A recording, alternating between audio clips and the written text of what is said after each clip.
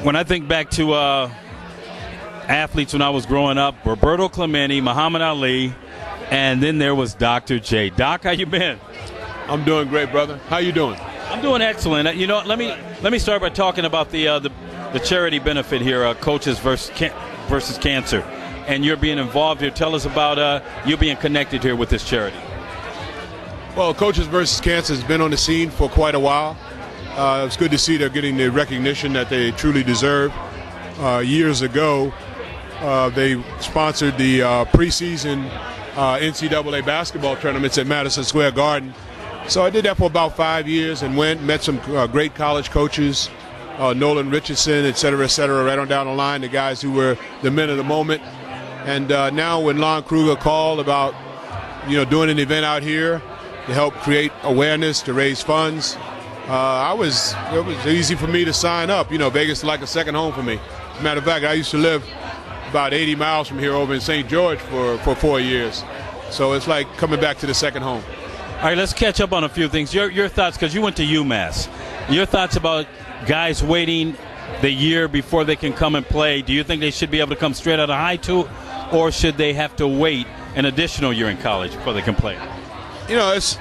It's a strange question to answer, because I think that transitioning from amateur to pro, there should be a transition period that guys are allowed to have to mature, to adjust, to truly get a good foundation, so that for their careers.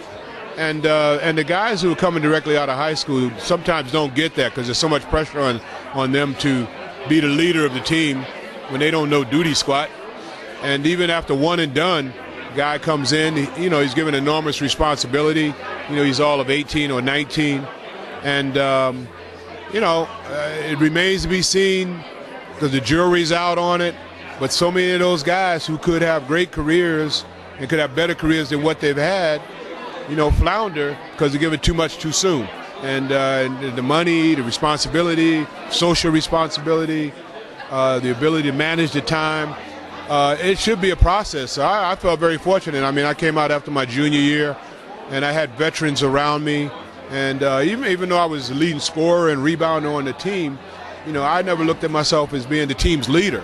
The older guys were the leaders, and they took me under their wing, told me about things. And when George Gervin came in and we were playing together, I took him under my wing. And John Williamson came in afterwards. I got a chance to do that with dozens of guys who came in after me.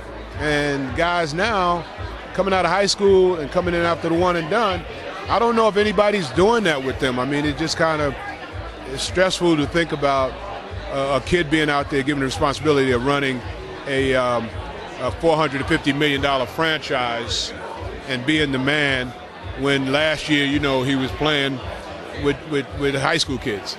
So, yeah, the other thing we look at here is the social networks like Facebook and Twitter. Guys are finding themselves dropping the wrong things on Twitter. Didn't have to deal with that when you were coming up, but what are your thoughts about what kind of advice would you give a young person now that may be a public figure and he's got a Twitter account?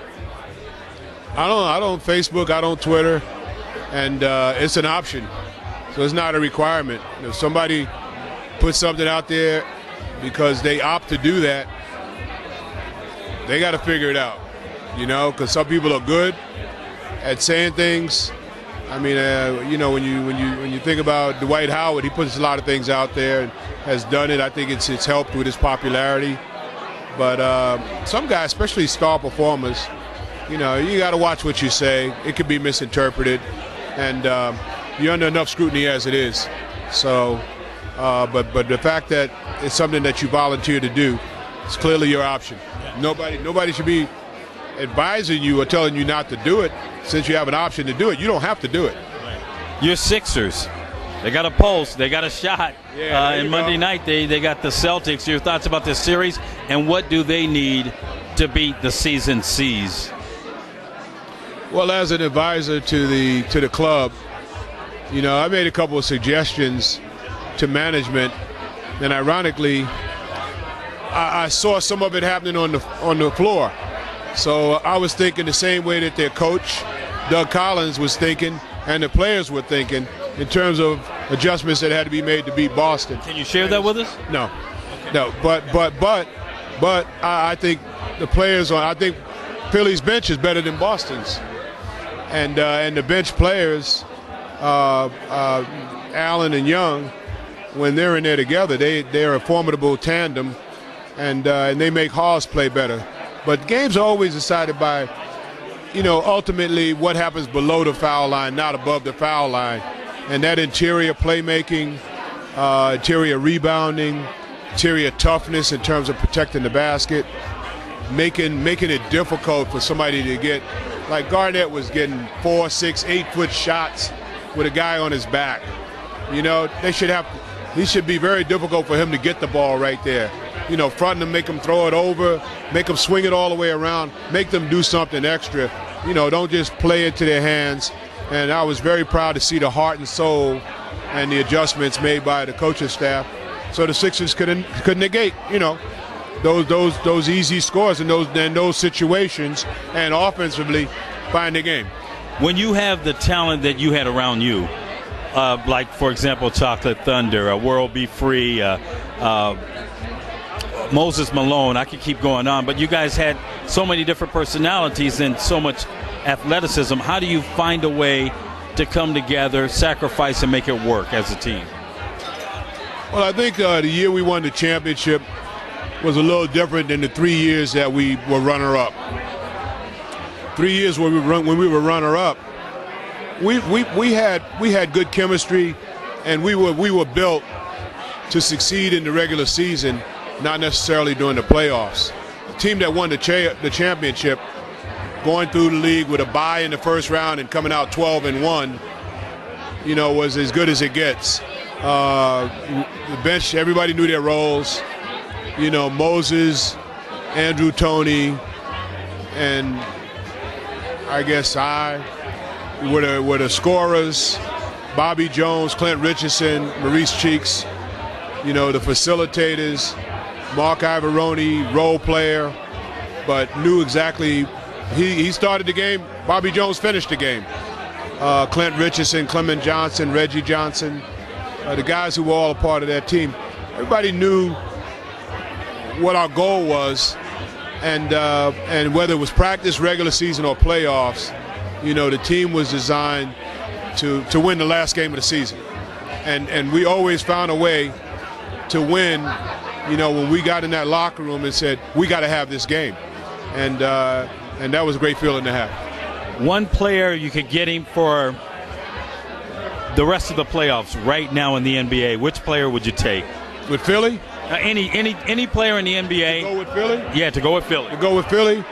Dwight Howard would be good. A healthy Dwight Howard would solve a lot of problems from the center position. And I wish Elton Brand was 100%. We're seeing him at 40%, but he was a tremendous player. And, he just doesn't have the lift anymore, but he's smart, he's clever. So I would love to see Elton at 100%. And, of course, Dwight Howard's the best center in the league. Of course we'd love to have him. All right, maybe you can help me on this one. I could be wrong, but slam dunk competition. The time you went with the big afro from the free throw line, down, okay? I could swear, but my colleagues are telling me I'm making this up. I saw you do a dunk from the free throw line, but your foot was a foot behind the line when you took off. Did I see that, or is that my imagination? No, I've done that.